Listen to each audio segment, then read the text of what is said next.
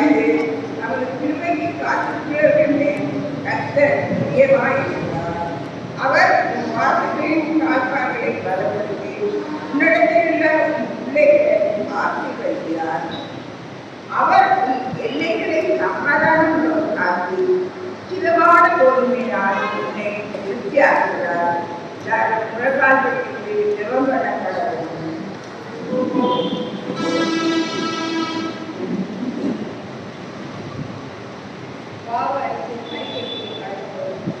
நமக்கு பாவமில்லை நம்மை நாமே பரிசுத்தவர்களாக சத்தியம் நமக்கு நம்முடைய பாவங்கள் நாம் அறிக்கையிட்டால் பாவங்களை நமக்கு மன்னித்து எல்லா அநியாயத்தையும் நம்மை சுத்திகரிப்பதற்கு கர்த்தர் உண்மையில் நீதியுள்ளவராக இருக்கிறார்.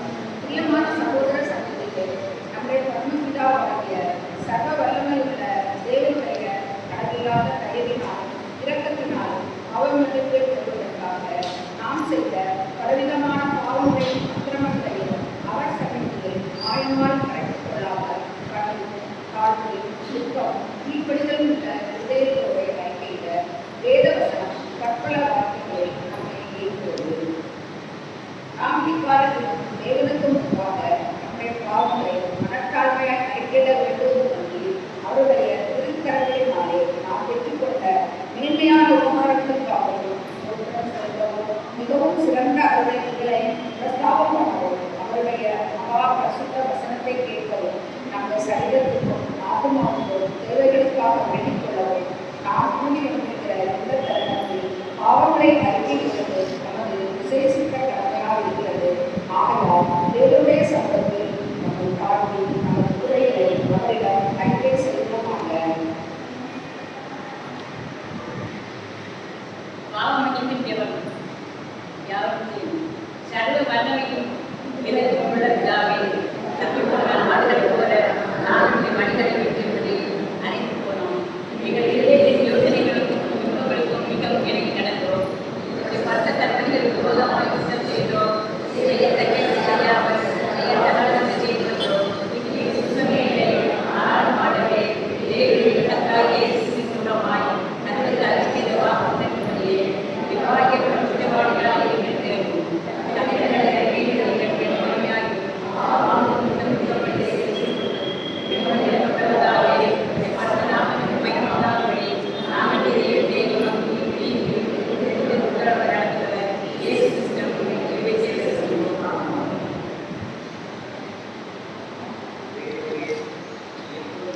இரக்கம் செய்கிறதும் மன்னிக்கிறதும் அவருடைய சுபாவமும் கண்டிப்பாக இருக்கிறதினால் எங்கள் தாழ்மையான விண்ணப்பங்களை ஏற்றுக்கொண்டு எங்கள் பாவங்களாகிய சங்கிலியினாலே நாங்கள் கட்டுகிறவர்களாகவும் அது நிறுத்த இறக்கத்தினாலே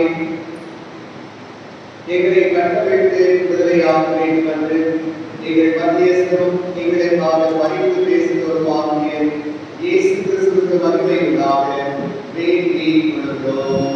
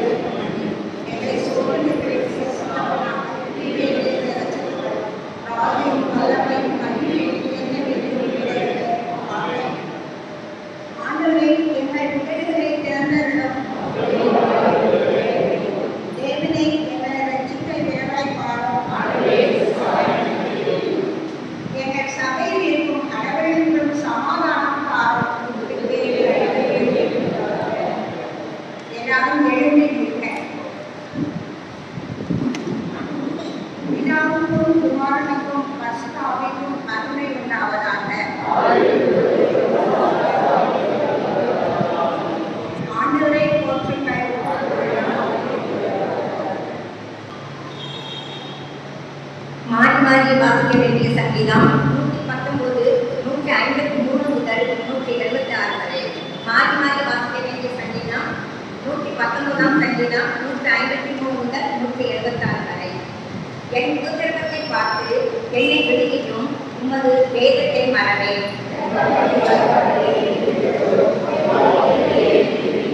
ரட்சிப்பு துன்மார்க்கருக்கு தூரமாய் இருக்கிறது, அவர்கள் உமது பிரமாணங்களை தேடார்கள்.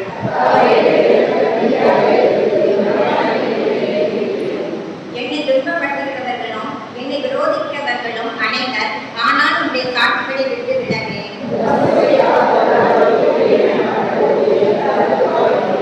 இதோ உடைய கட்டளைகளை நேசிக்கிறேன், கர்த்தாவே உமது கிருபையின்படி என்னை விடுவியும்.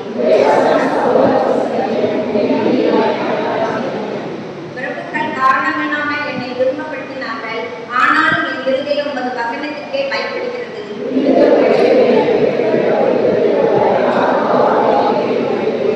பொய்யை படைத்து அறிவிக்கிறேன், உன்னுடைய வேதத்தையோ நேசிக்கிறேன். உன்னுடைய வேதத்தை நேசிக்கிறவர்களுக்கு மிகுந்த சமாதானம் உண்டு, அவர்களுக்கு இடரவில்லை. என் ஆத்மா உமது சாட்சிகளை காக்கும், அவைகளை நான் மிகவும் நேசிக்கிறேன்.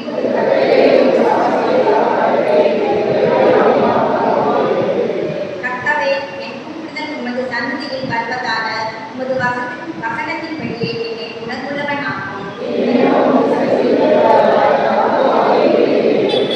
உன்னுடைய பிரமாணங்களை நீர் எனக்கு போதிக்கும் போது என் உதடுகள் உமது துதியை பிரஸ்தாபப்படுத்தும்.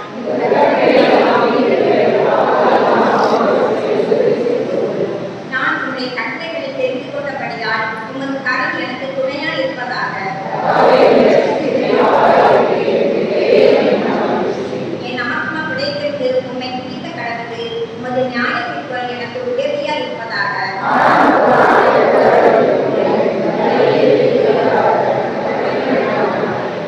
பிதாவுக்கும் குமாரனுக்கும் பரிசுத்த ஆவிக்கும் மகிமை உண்டாவதாக.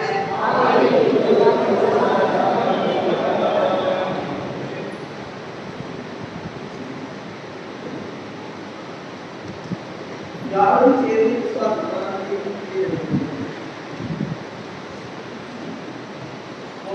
துணியை படைத்த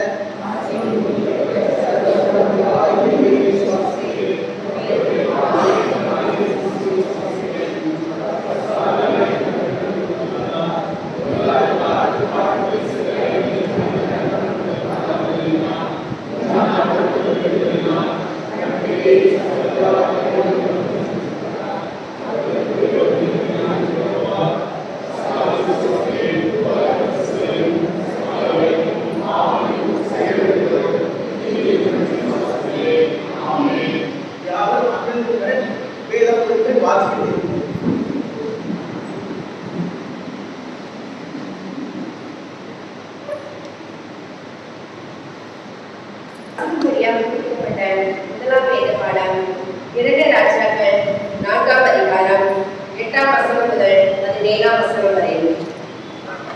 2 ராஜாக்கள் 4ஆம் அதிகாரம் 8ஆம் வசனம் முதல் 17ஆம் வசனம் வரை. பின்பு ஒரு நாள் எலிசா சுனேமுக்கு போயிருக்கும் போது அங்கே இருந்த கணவனுடைய ஒரு ஸ்திரீ அவனை போஜனம் பண்ண கருத்தை கேட்டுக்கொண்டாள். அப்படியே அவன் பயணப்பட்டு வருகிற போதெல்லாம் போஜனம் பண்ணபடி அங்கே வந்து தங்குவான். அவன் தன் புருஷனை நோக்கி, இதோ நம்மிடத்தில் எப்போது வந்து போகிற தேவனுடைய மனுஷனாகிய இவர் பரிசுத்தவான் என்று காண்கிறேன். நாம் வெற்றியின் மேல் ஒரு சிறிய அறை வீட்டை கட்டி அதில் அவருக்கு ஒரு கட்டிலையும் மேஜையையும் நாற்காலியையும் குத்துவிளக்கையும் வைப்போம். அவன் நம்மிடத்தில் வரும்போது அங்கே தங்கலாம் என்றான். ஒரு நாள் அவன் அங்கே வந்து அந்த அறை வீட்டிலே தங்கி அங்கே படுத்துக் கொண்டிருந்தான். அவன் தன் வேலைக்காரனாகிய கேயாசியை நோக்கி, இந்த சுனேமியாரை அழைத்துக் கொண்டு வா என்றான். அவளை அழைத்துக் கொண்டு வந்தான். அவள் அவளுக்கு முன்பாக நின்றாள். அவன் கேயாசியை பார்த்து, இதோ இப்படிப்பட்ட சகல சலகரணைகளோடும் உங்களை விசாரித்து வருகிறாயே, உனக்கு நான் என்ன செய்ய வேண்டும்? ராஜாவிடத்திலாவது சேனாபதியிடத்திலாவது உனக்காக நான் பேச வேண்டிய காரியம் உண்டோ என்று அவளை கேள் என்றான். அதற்கு அவள், என் ஜனத்தின் நடுவே நான் சுகமாய் இருக்கிறேன் என்றாள். அவளுக்கு செய்ய வேண்டியது என்னவென்று கேயாசியை நான் கேட்டதற்கு அவன், அவளுக்கு பிள்ளை இல்லை, அவள் புருஷனும் பெரிய வயதுள்ளவன் என்றான். அப்பொழுது அவன் அவளை கூப்பிடு என்றான். அவளை கூப்பிட்ட போது அவள் வந்து வாசற்படியிலே நின்றாள். அப்பொழுது அவன் ஒரு பிராண உற்பத்தி காலகட்டத்திலே ஒரு குமாரனை அழைத்துக் கொண்டிருப்பாய் என்றான். அதற்கு அவள், ஏது தேவனுடைய மனுஷனாகிய என் ஆண்டவனே, புது அடியாருக்கு அவசரம் சொல்ல வேண்டாம் என்றாள். அந்த ஸ்திரீ கர்ப்பம் தரித்து எலிசா தன்னோட சொன்னபடி ஒரு உற்பத்தி காலகட்டத்தில் குமாரனை பெற்றாள். வாசிக்கும்படியாக கொடுக்கப்பட்ட முதலாம் வேத பாடம் வாசித்தாயிற்று.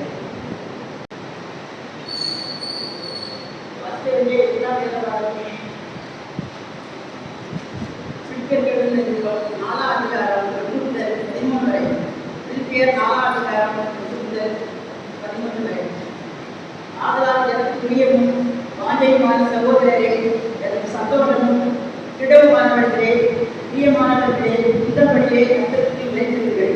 கர்த்தருக்குள் ஒரே சிந்தையாயிருக்க வேலையாளர்களும் சிந்தியாளர்களும் புத்தி சொல்கிறேன். அன்றியும் என் உத்தம முன்னாடியே அவர்களுக்கு உதவியாக இருக்கும்படி உன்னையும் வேண்டிக் கொள்கிறேன்.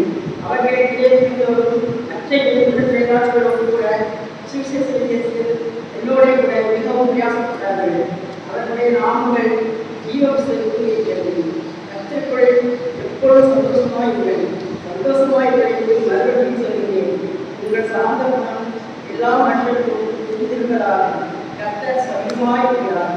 நீங்கள் ஒன்றுக்கும் குறைபடாமல் எல்லாவற்றையும் இருந்து உங்கள் விண்ணப்பங்களை புஸ்தகத்தோட கூடிய ஜெபத்தினாலும் வேலையினாலும் தேவனுக்கு தெரியப்படுத்துங்கள். அப்பொழுது எல்லா புத்திக்கும் மேலான தேவ சமாதானம் உங்கள் இதயங்களையும் உங்கள் சிந்தைகளையும் கிறிஸ்து இயேசுவுக்குள்ளாக காத்துக்கொள்ளும். கடைசியாக சகோதரரை, உண்மை உள்ளவைகள் அவைகளோ, ஒழுக்கம் உள்ளவைகள் அவைகளோ, நீதி உள்ளவைகள் அவைகளோ, கற்புள்ளவைகள் அவைகளோ, அன்புள்ளவைகள் அவைகளோ, நற்கீர்த்தியுள்ளவைகள் அவைகளோ, புண்ணியம் எதுவோ, புகழ் எதுவோ, அவைகளையே சிந்தித்துக் கொண்டிருங்கள். நீங்கள் இவ்விடத்தில் கற்றும் அறிந்தும் கேட்டும் கண்டும் இருக்கிறவர்கள் கண்டிருக்கிறீர்கள். அவைகளையே செய்யுங்கள். அப்பொழுது சமாதானத்தின் தேவன் உங்களோடு இருப்பார். என்னை விசாரிப்பதற்கு நீங்கள் இப்பொழுது மறுபடியும் மனக்கந்தபடினாலே கர்த்தருக்குள் மிகவும் சந்தோஷப்பட்டேன். இப்படி செய்ய என்ன முடிந்தீர்கள்? சமயம் மாத்திரம் உங்களுக்கு நேரிடவில்லை. என் உரைச்சலினால் நான் இப்படி சொல்லியிருந்தேன். ஏனெனில் நான் எந்த நிலைமையில் இருந்தாலும் மன ரம்யமாயிருக்க கற்றுக்கொண்டேன். தாழ்ந்திருக்கவும் எனக்கு தெரியும், வாழ்ந்திருக்கவும் எனக்கு தெரியும். எவ்விடத்திலும் எல்லாவற்றிலும் திருப்தியாயிருக்கவும் பட்டியாயிருக்கவும் பரிபூர்ணமடையவும் குறைவுபடவும் போதிக்கப்பட்டேன். என்னை பலப்படுத்துகிற கிறிஸ்துவினாலே எல்லாவற்றையும் செய்ய எனக்கு பட வேண்டும். சிறப்பு பாடம்.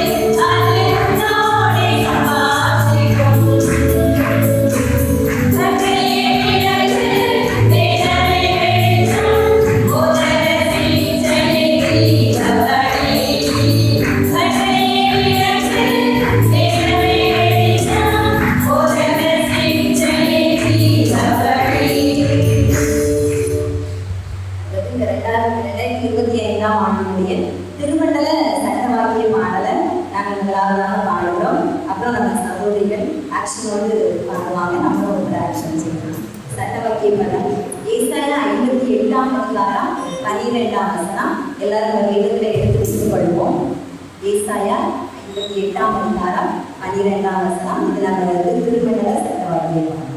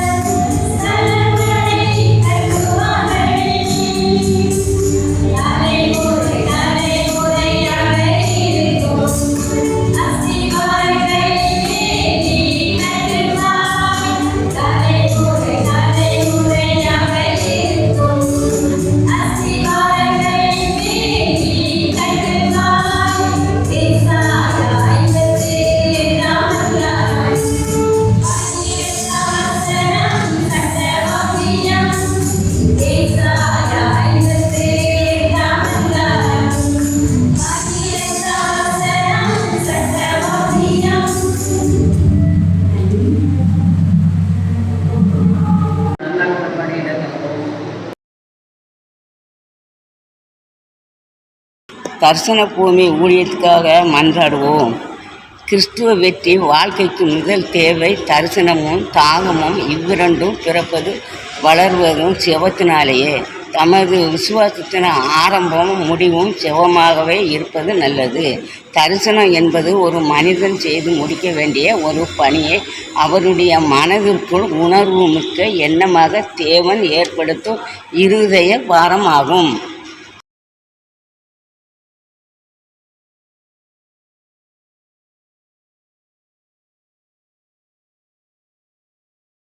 தரிசன பூமி பணிகள் திட்டம். பாழாய் போன இடம், நிர்மூலமாய் கிடந்த இந்த இடம் கட்டப்படவும் தேவன் கொடுத்த தரிசனம் நிறைவேற ஜெபிப்போமாக. நெடுங்காலமாக பாழாய் கிடக்கிற ஸ்தலங்களில் உம்முடைய பாதங்களை எழுந்தருள பண்ணும் கர்த்தாவே. சங்கீதம் 73:4-3. நீர் தரிசன பூமியின் ஊழியங்களை எழுந்தருள செய்வீராக. கர்த்தர், அனுக்கிரக காலத்திலே நான் உமக்கு செவி கொடுத்து இரட்சணிய நாளிலே உமக்கு உதவி செய்தேன். நீர் பூமியை சீர்படுத்தி பாழாய் கிடக்கிற இடங்களை சுதந்தரிக்க பண்ணுவார் என்ற தரிசன பூமியின் பணிகள் துரிதமாக செயல்பட ஜெபிக்கிறோம் கர்த்தாவே.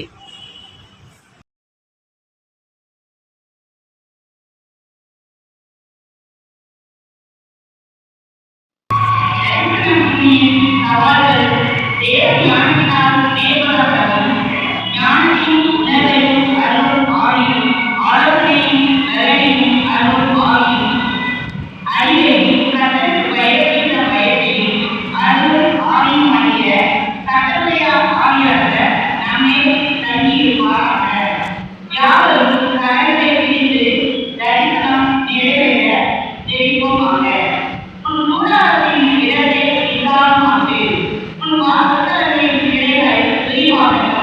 தடை செய்யாதே. உன் கைகளை நீளமாக்கி உன் முளைகளை உறுதிப்படுத்து. ஏசாயா 54:2 என்ற கர்த்தருடைய வார்த்தையின்படி இன்று நமது பெண்கள் கைத்தக்க பணிகளை விரிவாக நாம் கட்டளை பெற்றுள்ளோம். பெண்கள் ஐக்கிய சங்கத்தின் பலவிதமான பணிகள் விரிவாக்கப்படவும் திருமண அளவில் பெண்கள் மத்தியில் மாபெரும் மறுமலர்ச்சி ஏற்படவும் தேவன் எதிர்பார்க்கும் எழுப்புதலுக்கு பெண்களை பல முகாம்கள், மாநாடுகள், ஜெப குழுவிகள் மற்றும் பயிற்சி முகாம்கள் மூலம் புத்துயிர் பெற செய்யவும் தாராளத்தக்க கல்லூரிகள் மையம் உருவாக்கும் தரிசனத்தை நமது பேராயர் ஐயா அவர்கள் மூலம் கர்த்தர் நமக்கு தந்திருக்கிறார். சவால்கள் தேவ விளக்கினால் மேற்கொள்ளப்படவும் தரிசனக்குரிய முக்கியத்துவம் நிறைவேற்றப்படவும் ஜெபிப்போம். கர்த்தாவே.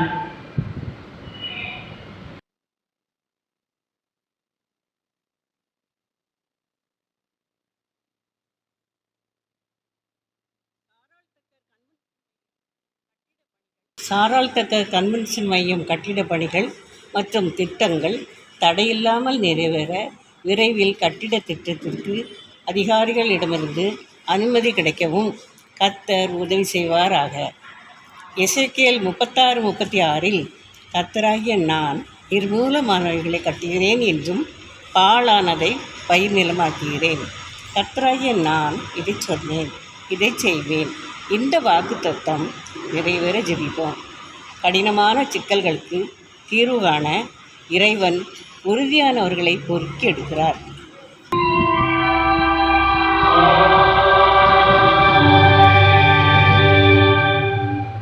சோஸ்திரங்களை ஏறெடுப்போம். நான் சொல்வதற்கு மறுமொழியாக தேவனே உம்மை துதிக்கிறோம் என்று சபையார் எல்லாரும் சொல்லுவோம். நமது திருச்சபையின் அனைத்து குடும்பங்களிலும் புத்தியுள்ள பெண்களாக இருந்து குடும்பத்தை கட்டி எழுப்பும் எல்லா பெண்களுக்காக தேவனை துதிப்போம். தேவனே உம்மை துதிக்கிறோம். நமது திருமண்டலம் உருவாக காரணமாயிருந்த குளோரிந்தா அம்மையாருக்காக தேவனை துதிப்போம். அவர்களை தொடர்ந்து தியாகத்தோடு தேவ ஊழியத்தை நிறைவேற்றின அனைத்து பெண்களுக்காக தேவனை துதிப்போம். தேவனே உம்மை துதிக்கிறோம்.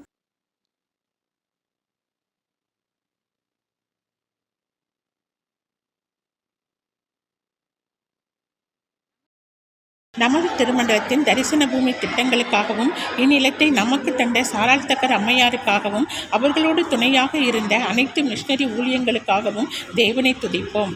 தேவனை உம்மை துதிக்கிறோம். கடந்த ஆண்டு முழுவதும் நமது திருமண்டலத்திலும் திருச்சபையிலும் நிறைவேற்றப்பட்ட அனைத்து பெண்கள் ஊழியங்களுக்காக தேவனை துதிப்போம்.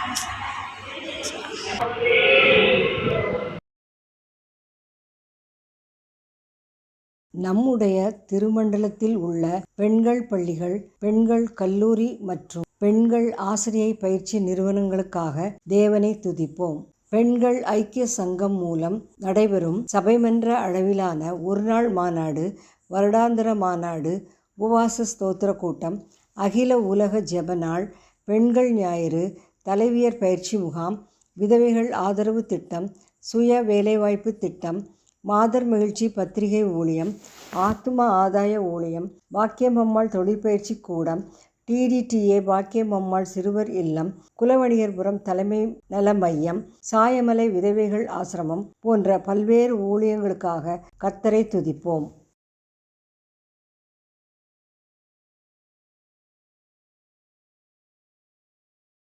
Amen.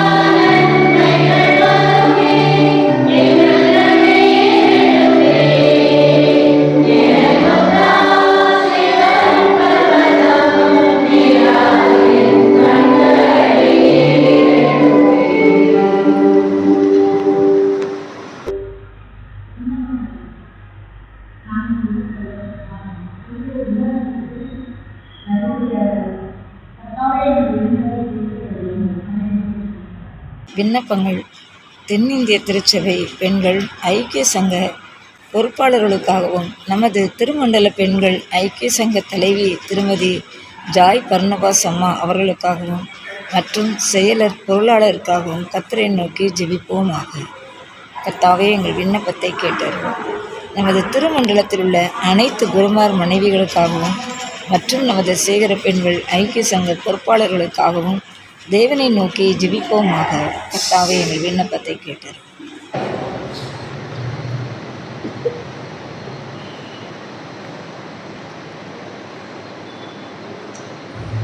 பெண்கள் ஐக்கிய சங்கம் மூலம் ரவிசபூமியில் அமைக்கப்பட இருக்கும் சாராட்டக்கர் கன்வென்ஷன் மையத்திற்காகவும் கட்டிட அங்கீகாரம் பெறப்படவும் அதன் தேவைகள் சந்திக்கப்பட்டு கட்டுமான பணிகள் விரைவில் துவக்கப்படவும் கர்த்தரை நோக்கி ஜெபிப்போம். நடுக்கல்லூரியில் நடைபெறும் தையல், தட்டச்சு மற்றும் கணினி பயிற்சி வகுப்புகளுக்காக கர்த்தரை நோக்கி ஜெபிப்போம்.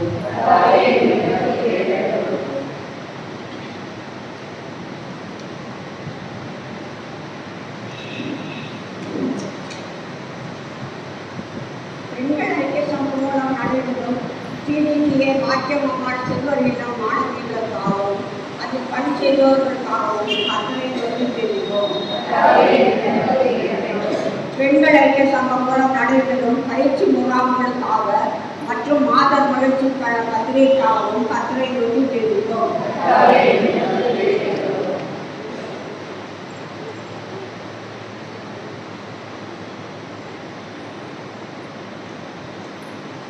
பெண்களுக்கு விரோதமாக இழைக்கப்படும் கொடுமைக்காகவும் சமுதாய தீமைகள் நீங்க பாலியல் பலாத்காரம், வரதட்சணை கொடுமை, பெண் சிசு கொலை, ஏபிசி, மாமியார் மருமகள் பிரச்சனைகள் நீங்கவும் மற்றும் HIV, எய்ட்ஸ் போன்ற நோயினால் பாதிக்கப்பட்ட அனைவருக்காகவும் குடியினால் புகைப்பழக்கத்தினால் பாதிக்கப்படும் குடும்பங்களுக்காகவும் கர்த்தரை நோக்கி ஜெபிப்போமாக.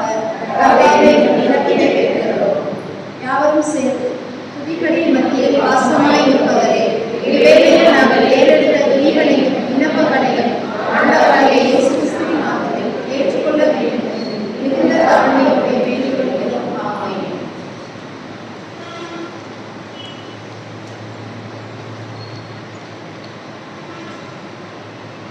சமாதான வாழ்த்து. பிரியமானவர்களே, சபையாக நாம் கூடி வந்திருக்கிற நேரத்தில் நாம் ஒருவருக்கொருவர் அன்பையும் ஐக்கியத்தையும் உறுதிப்படுத்திக் கொள்ளவும் தேவ சமாதானத்தை பகிர்ந்து கொள்வதும் நல்லது. அனைவரும் ஒருவருக்கொருவர் கடைபிடித்து சமாதானத்தை வைத்து கேள்வி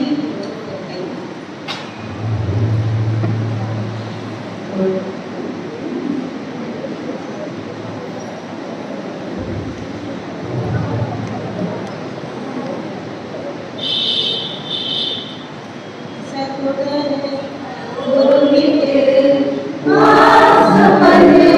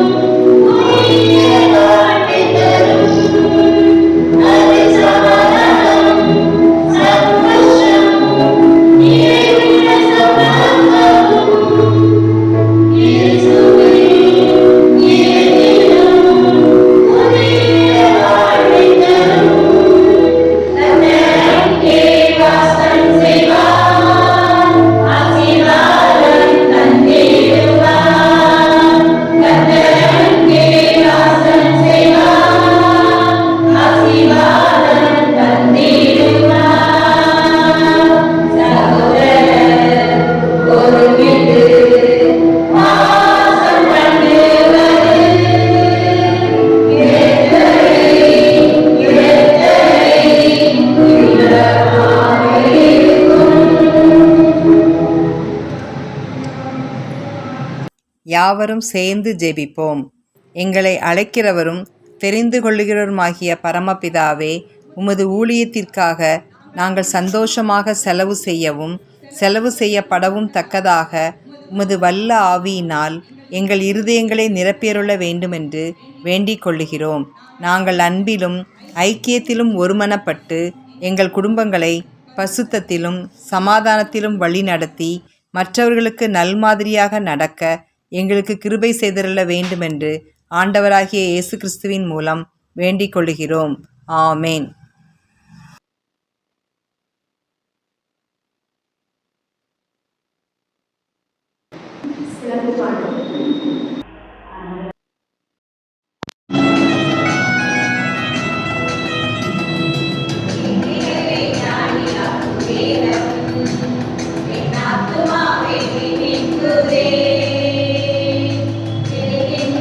நேரத்தில் தூங்கி இருக்கும் இதை தாங்கி நடத்த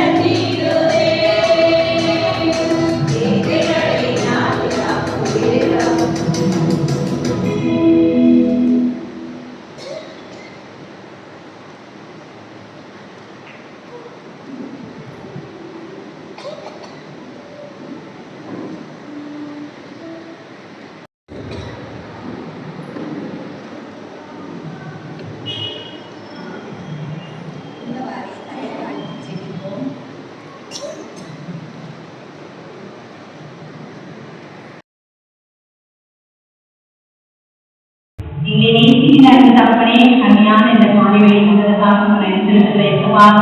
இந்த மாதத்துல அந்த ஓய்வு நாள் ஆராதனையில நாங்கள் பெண்கள் ஞாயிறாக ஆசிரியர் கொடுத்து சுவாமி. அப்பா, இவ்வளவு நேரம் நாங்கள் பாடல்கள் மூலமாக, ஜெபங்களின் மூலமாக, ஆராதனைகள் மூலமாக நாங்கள் உண்மை மகிமைப்படுத்தினோம்.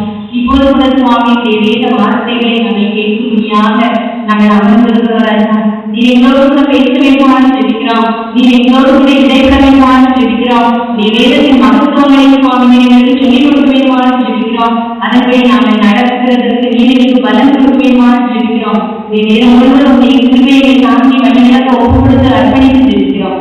ஆண்டவரை மூலம் வேண்டியும் ஜீவன பிதாவே. ஆண்டவரை நாம கொடுத்ததாக இந்த வருஷத்திலேயே அந்த பெண்கள் ஞாயிறை ஆசிரியை கொடுத்த தேவாதி தேவனுக்கு நான் நன்றி செலுத்துகிறேன். இந்த பெண்கள் ஞாயிறு ஆராதனையில நம்மோடு இருக்கும் நமது குருவானவர் ஐயா அவர்களுக்கும் என்னுடைய வாழ்த்துக்களையும் வணக்கங்களையும் பெண்களை இசைக்கிறது மூலமாக தெரிவித்துக் கொள்கிறேன்.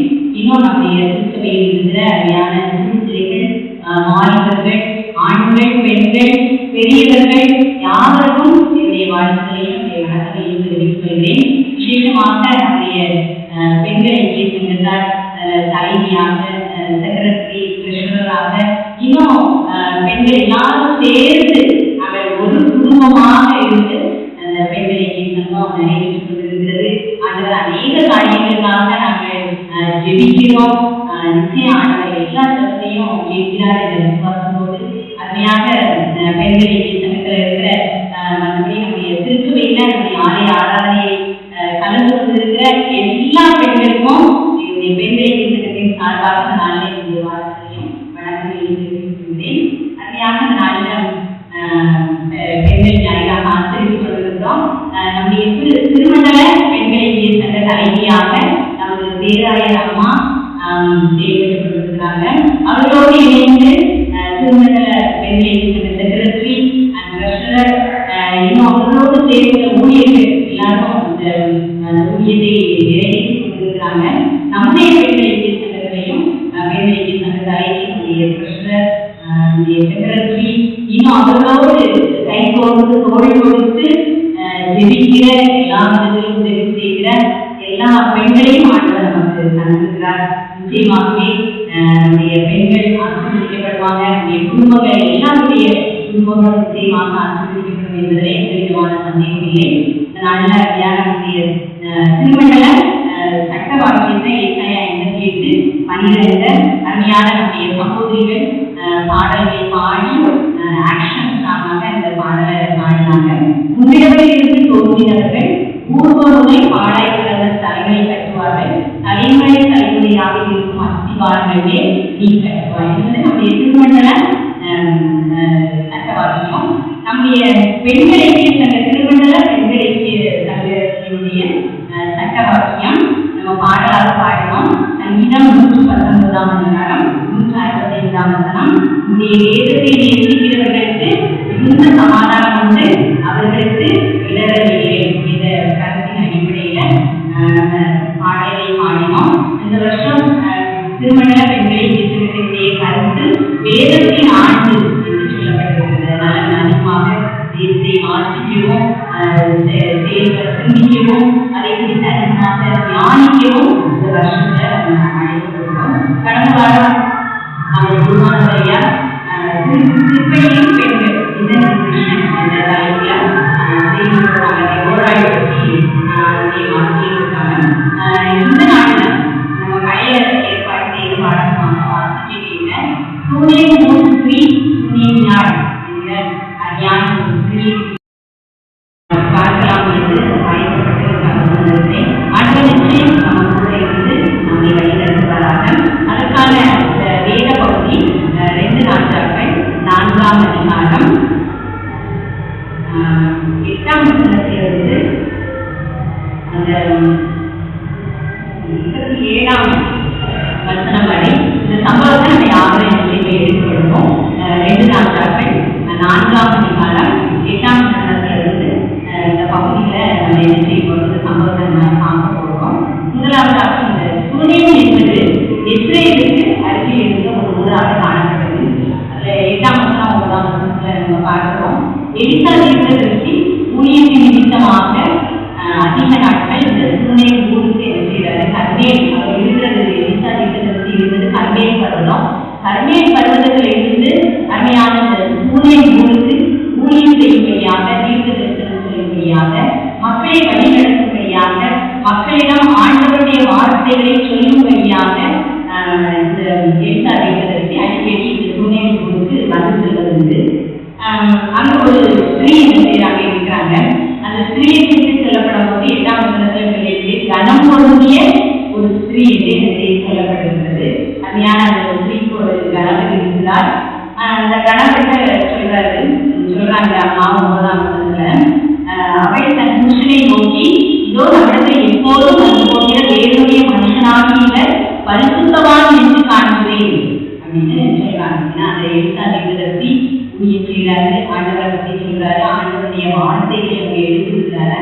உண்மையிலேயே இவர் பரிசுத்தவான், இவர் தேவனாகிய தேவ மனுஷன் தான் அப்படின்னு எண்ணி அடிக்கடி அவங்க வீட்டுல என்ன செய்யறாங்க, வாராங்க. இந்த அம்மா கேட்பதன் பேர்ல போஜனம் பண்ணும்படியாக எலிசா தீர்க்கதரிசி சூனேமுக்கு வரும்போதெல்லாம் அவங்க வந்து போஜனம் பண்ணும்படியாக துணைவியான என்ன செய்யறாங்க, வந்து சாப்பிடுறாங்க. அதே வழியில அங்கே என்ன செய்யறாங்க, தங்குறாங்க. அப்பதான் தன்னுடைய கணவன் என்ன செய்யறாங்க சொல்றாங்க, அருமையான எலிசா தீர்க்கதரிசிக்கு வராங்க, நம்ம வீட்டுல சாப்பிடுறாங்க, நம்ம வீட்டுல தங்குறாங்க. ஆனா தங்குறதுக்கு சரியான வசதி இல்லை. அதனால நம்ம என்ன செய்வோம், மேல் வீட்டுல ஒரு அறையை அவங்களுக்கு என்ன செய்வோம் கட்டுவோம். 10ஆம் வசனத்துல இருக்கு, மேல் வீட்டுல அவங்களுக்கு ஒரு அறையை கட்டுவோம். அந்த அங்க ஒரு கட்டில போடுவோம், ஒரு மேசையை வைப்போம், ஒரு நாற்காலி, ஒரு குத்து விளக்கு எல்லாத்தையும் வைத்து அவங்களுக்கு நம்ம சமைக்கிறதுக்கு நம்ம வசதியை உண்டு பண்ணலாம் அப்படின்னு சொல்லி தன்னுடைய கணவர்கிட்ட என்ன செய்யறாங்க சொல்றாங்க. உடனே அவங்க என்ன செய்யறாங்க, கணவரும் அதை எல்லாத்தையும் என்ன செய்யறாங்க, நேர்த்தியாக செய்யறாங்க. அவங்களும் ரொம்ப சந்தோஷத்தோடு இந்த எலிசா தீர்க்கதரிசி துணைவியார் வீட்டுல வந்து என்ன செய்யறாங்க, தங்கி ஊழியம் செய்யறாங்க. ஒருவேளை ஸ்திரீயை குறித்து அநேக குணநலங்கள் வேதங்களை எடுத்து சொல்லப்பட்டிருக்கிறது. ஆனால் ஒரு சில அவங்களுடைய நன்மையான காரியங்கள், அவங்களுடைய குணங்களை ஒரு சில காரியங்களை நம்ம என்ன செய்வோம் பார்ப்போம். முதலாவதாக மன ரம்யமுள்ள ஸ்திரீ, 4ஆம் அதிகாரம் 13ஆம் வசனத்தினுடைய கடைசி 2 வரிகளை மாத்திரம் வாசிக்கவும். 4ஆம் அதிகாரம் 13ஆம் வசனத்தினுடைய கடைசி 2 வரிகள், என் ஜனத்தின் நடுவே நான் சுகமாயிருக்கிறேன் அப்படின்னு சூழ்நிலையாக இருக்கிறாங்க சொல்றாங்க. இங்க எந்த சூழ்நிலையை சொல்றாங்க பாருங்க. இந்த எலிசா தீர்க்கதரிசி இந்த 11ஆம் வசனத்துல இருந்து சொல்லப்பட்டிருக்கிறது. இந்த எலிசா தீர்க்கதரிசி அவங்களுடைய அறையில, மேல் வீட்டு அறையில இருக்கிறாங்க. அப்போ எங்களுடைய எலிசா தீர்க்கதரிசியினுடைய வேலைக்காரன் கேயாசி, அந்த கேயாசி அடைச்சி இந்த சூழ்நிலையான என்ன செய்ய ஒரு கூப்பிடுங்க, நல்லா என்ன செய்யறாங்க, நமக்கு முன்னாடி என்ன செய்யறாங்க, எல்லாத்தையும் உபசரிக்கிறாங்க அப்படின்னு சொல்லி கூப்பிடுறாங்க. அந்த எலிசா தீர்க்கதரிசி சூனேமியான தன்னுடைய வேலைக்காரனாகிய கேயாசியிடம் சொல்லி என்ன செய்யறாங்க, வரவழைக்கிறாங்க. அந்த சூனேமியை என்ன செய்யறாங்க, எலிசா தீர்க்கதரிசி முன்பதாக நினைக்கிறாங்க. 13ஆம் வசனம், இப்படிப்பட்ட சகல சலக்கரணியோடும் எங்களை விசாரித்து வருகிறாயே, உனக்கு நான் என்ன செய்ய வேண்டும், ராஜாவிடத்திலாகவும் சேனாதிபதியிடத்திலாகவும் உனக்காக நான் பேச வேண்டிய காரியம் உண்டோ என்று அவளை கேள் என்று சொன்ன உடனே என்ன சொல்றார், என் நலத்தின் நடுவே நான் சுகமாய் குடியிருக்கிறேன் என்று சொல்கிறார். உனக்கு நான் ஏதாவது பேசணுமா, ராஜாவிட பேசணுமா, சேனாதிபதியிட பேசணுமா, அது உனக்கு ஏதாவது உதவி செய்யணுமா, நீ எல்லாரும் எங்களை நல்லா நேசித்து நானும் என்னுடைய கேயாசியும் வரும்போது நீ நல்லா உபசரிக்கிறார், இதுல சாப்பாடு கொடுக்கிறார், நல்ல இந்த இடத்துல அன்பு செலுத்துகிறார், எங்களை நல்லா விசாரிக்கிற, நல்ல தங்குகிற இடம் இருக்குது கொடுக்கிறார், உனக்கு எதுவும் தேவை கேட்கிறாரு. அப்பந்தான் சூனேமியா என்ன சொல்றான், என் நலத்தின் நடுவே நான் சுகமாய் குடியிருக்கிறேன் என்று சொல்கிறார். இது எந்த சூழ்நிலையில சொல்றா பாருங்க. 14, 15 அதுக்கப்புறம் உள்ள வசனங்கள்ல சொல்லிட்டு அவ போயிடலாம். எலிசா தீர்க்கதரிசி கேயாசி என்ன செய்யறாரு, கூப்பிடுறாரு. அவளுக்கு ஏதாவது நம்ம செய்யணும், என்ன செய்யலாம் நீ சொல்ல அப்படின்னு சொல்லி கேட்கிறாரு. அப்பதான் கேயாசி சொல்றாரு, அவளுக்கு பிள்ளை இல்லை, அவள் புருஷனும் பெரிய வயதுள்ளவன் அப்படின்னு சொன்ன உடனே எலிசா தீர்க்கதரிசி கூப்பிடு சூனேமியான கூப்பிடுன்னு சொன்னே சூனேமியான வந்து இருக்கிறாங்க, வாசப்படி இருக்கிறாங்க. அப்போ எலிசா தீர்க்கதரிசி சொல்றாரு, ஒரு பிராண உற்பத்தி காலகட்டத்திலே ஒரு குமாரனை அழைத்து கொண்டிருப்பாய், அதற்கு அவள் ஏது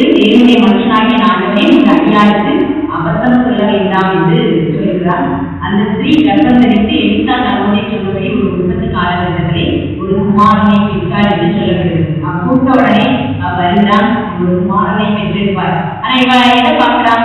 தன்னுடைய உலக பிரகாரமான சூழ்நிலையை என்ன செய்கிறார் நோக்குகிறார். நமக்கு வயசாயிட்டு, நம்முடைய கணவனுக்கு என்ன செய்து வயசாயிட்டு, நமக்கு குழந்தை பிறக்கிறதுக்கு வாய்ப்பே இல்லை அப்படி என்கிற அந்த உலக பிரகாரமான சிந்தனையோடு சூழ்நிலையா இருக்கிறார். எனக்கு வாபத்து சொல்ல வேண்டாம், நான் நல்லா இருக்கேன், என் ஜனத்தின் நடுவில் நான் சந்தோஷமா இருக்கிறேன், நான் சுகமாய் இருக்கிறேன், எனக்கு எந்த விதமான கஷ்டமும் எனக்கு இல்லை அப்படின்னு சொல்லி உறுதியாக சொல்றார்.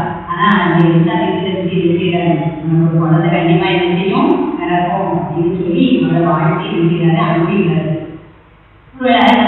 அவளை குறித்து நம்ம பார்க்கும்போது தேவனாலே கூடாத காரியம் ஒன்றும் இல்லை. தேவனால் எல்லாம் நாம நம்முடைய வாழ்க்கையிலே எப்படி இருக்கிறோம் என்பதை நம்ம யோசித்து பார்க்க வேண்டும். நம்ம மனநிலையும் நம்முடைய வாழ்க்கையில காணப்படுகிறதா, நாம எப்படி காணப்படுகிறோம்? இந்த குறைகளின் மத்தியிலும் ஆண்டவரை என்ன செய்யறாரா, இருக்கிறேன் என்று நாம சொல்ல முடியுமா என்று நம்ம ஒவ்வொருவரும் என்ன செய்யணும் யோசித்து பார்த்தா நம்ம அழைக்கப்படுறோம். ஒரு சிலரை பார்த்தா என்ன செய்வாங்க, ஒண்ணுமே இல்லாட்டாலும் எல்லாமே இருக்கிறது போல என்ன செய்வாங்க, ஒரு ஷோ பண்ணுவாங்க. அப்படி இருக்கிறத வந்து ஒரு சிலர் என்ன செய்வாங்க, எல்லாமே இருக்கும், எல்லா பிள்ளைகள் வசதி வாய்ப்புகள் எல்லாமே இருந்தாலும் கூட அவளை நம்ம பார்க்கும்போது என்ன சொல்லுவாங்க, ரொம்ப கஷ்டப்படுறேன், எனக்கு அப்படி இருக்கு சொல்லி ரொம்ப என்ன செய்வாங்க, வருத்தங்களை என்ன செய்வாங்க அடுத்ததாக சொல்லுவாங்க. நாம எப்படிப்பட்டவர்களாக காணப்படுறோம்? நம்ம பிறந்ததுல இருந்து நம்ம வளர்ந்தது வரை நம்ம யோசித்து பார்க்க அழைக்கப்படுகிறோம். திருப்பிள்ளைகளாக இருந்தோம், வாலிபர்களாக இருந்தோம், பெரியவர்களாக திருமணமாகி பிள்ளைகள் பிறந்து பேரப்பிள்ளைகள் இருக்கிறாங்க. எவ்வளவாய் ஆண்டவர் நம்மை வழிநடத்தி வந்திருக்கிறார். கொஞ்சம் எல்லாரும் நம்ம யோசித்து பார்த்தோம் என்றால் எவ்வளவு காரியங்கள் ஆண்டவர் நம்முடைய வாழ்க்கையில நன்மையாக செய்திருக்கிறார். ஆனா நம்முடைய வார்த்தையில நிறைய நேரங்களில் அவிசுவாசமான வார்த்தைகளும், சோர்வின் வார்த்தைகளும், வருத்தங்களின் வார்த்தைகளும் அதிகமாக என்ன செய்து வந்து கொண்டே இருக்கிறது. ஆனா ஆண்டவர் அதை என்ன செய்யல விரும்பல. ஆண்டவர் எப்படியாக நம்மை அழகாக வைத்து பார்க்கிறார்.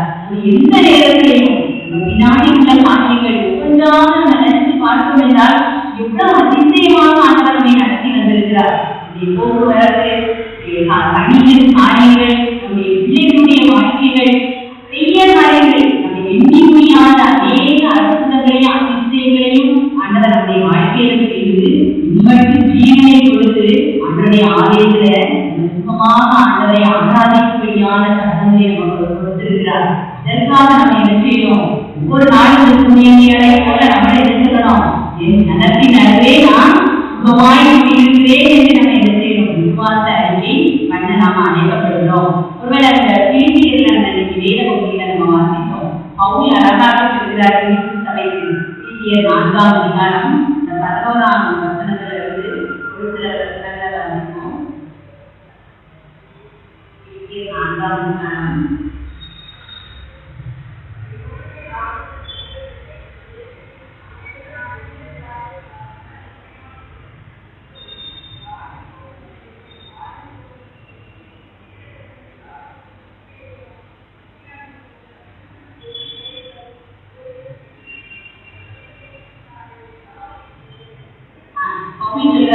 என் முயற்சியினால் நான் இப்படி சொல்கிறதில்லை, இதில் நான் எந்த நிலைமையில் இருந்தாலும் மனரமியமாயிருந்து கற்றுக்கொண்டேன். எனக்கு தெரியும், எவ்விடத்திலும் எல்லாவற்றையும் திருப்தியாயிருக்கவும் பட்டினியாயிருக்கவும் பரிபூர்ணமடையவும் குறைப்படவும் ஒதுக்கப்பட்டேன். என்னை பலப்படுத்துகிற கிறிஸ்துவினாலே எல்லாவற்றையும் செய்ய எனக்கு பலனுண்டு என்று அருமையான பவுல் சபை சொல்கிறார். அவருக்கு நிறைய குறைகள் இருக்குது, நிறைய பாடுகள் இருக்குது, நிறைய வருத்தங்கள் இருக்குது, உடல்ல நிறைய வியாதிகள் இருந்தது. இப்படி இருந்த போதிலும் என்னை பலப்படுத்துகிற கிறிஸ்துவினாலே எல்லாவற்றையும் செய்ய எனக்கு பலனுண்டு என்று அருமையாக சொல்கிறார். இங்கே 4:19 என் தேவன் தம்முடைய ஐஸ்வரியத்தின்படி உங்கள் குறைகளை எல்லாம் கிறிஸ்துவுக்குள் மகிமையிலே நிறைவாக்குவார் என்று சொல்லப்படுகிறது. நாமும் நம்முடைய வாழ்க்கையில அநேக காரியங்களை நம்ம கடந்து வந்திருக்கலாம். இப்போது நமக்கு நிறைய தேவைகள் இருக்கலாம். இப்போது நிறைய காரியங்களை நம்ம எதிர்பார்த்து ஆண்டவர்களை நம்ம விதித்து கொண்டிருக்கலாம்.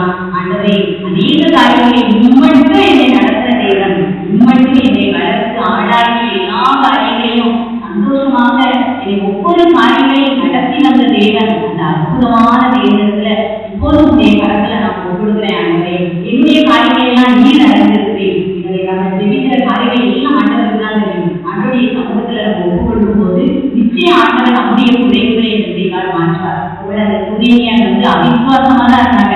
நமக்கு எப்படி குழந்தை பிறக்கும்னு சொல்லி அவிசுவாசமாக இருந்த போதிலும் அவங்களுடைய வார்த்தையை கனப்படுத்தி ஆண்டவர் அருமையான ஒரு மாதனை அவங்களுக்கு ஆசிரியர் செய்வார். தாழ்வுள்ளவர்களுக்கோ கர்த்தர் விடுதலை அளிக்கிறார். அதை நாம் உணர்ந்தவர்களாக அந்த பாடல்களை எளிமையாக சொல்கிறது. இம்மட்டும் கைவிடா தேவன் இனியும் கைவிட மாட்டார். தாயின் வயிற்றில் தாங்கினார், ஆயுள் முழுவதும் தாங்குவார். அதனால நம்ம தாயின் வயிற்றில உருவானது முதற்கொண்டு இம்மட்டும் நம்மை கைவிடாமல் நம்மை வழிநடத்தி வந்த தேவன் இனிமேலும் ஆயுள் முழுவதும் நம்மை செய்வார், நடத்துவார் என்கிற விசுவாசத்தோடு ஒரு நம்பிக்கையோடு அன்றே நான் எப்போது எங்களுடைய குடும்பத்துல நான் சந்தோஷமா இருக்கணும், நான் சமாதானமா இருக்கணும், ஒவ்வொரு காரியத்துக்காக நாம் இடத்துல நம்மை திருத்தி கொண்டே இருக்கணும்னு சொல்லி அந்த சுனேமியாரை போல அன்றே நடத்தி நன்றி நான் சும்மா இருக்கிறேன் என்று சொல்லும்போது நிச்சயம் ஆண்டவர் நம்மை ஆசீர்வதித்து நம்முடைய குறைகள் எல்லாத்தையும் நிறைவாக மாற்றுவார். அடுத்ததாக ஒரு தலைமை என்ன பார்க்க போகிறோம், தேவனை மாத்திரம் அண்டிக் கொண்ட ஸ்திரீ. சரியான முதலாவதாக மனரம்யமாக இருந்ததுனால தன்னுடைய வாழ்க்கையில தன்னுடைய குமாரனை பெற்றுக்கொண்டாங்க. இரண்டாவதாக தேவனை மாத்திரம் அண்டிக் கொண்ட ஸ்திரீ.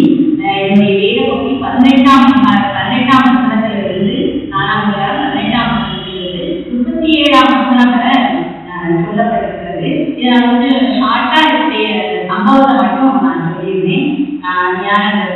குமாரனை பெற்றிருக்கிறாங்க. அப்புறம் அந்த குமாரன் வளர்ந்து தன்னுடைய அப்பாவோட விவசாயத்துக்காக போயிருக்காங்க.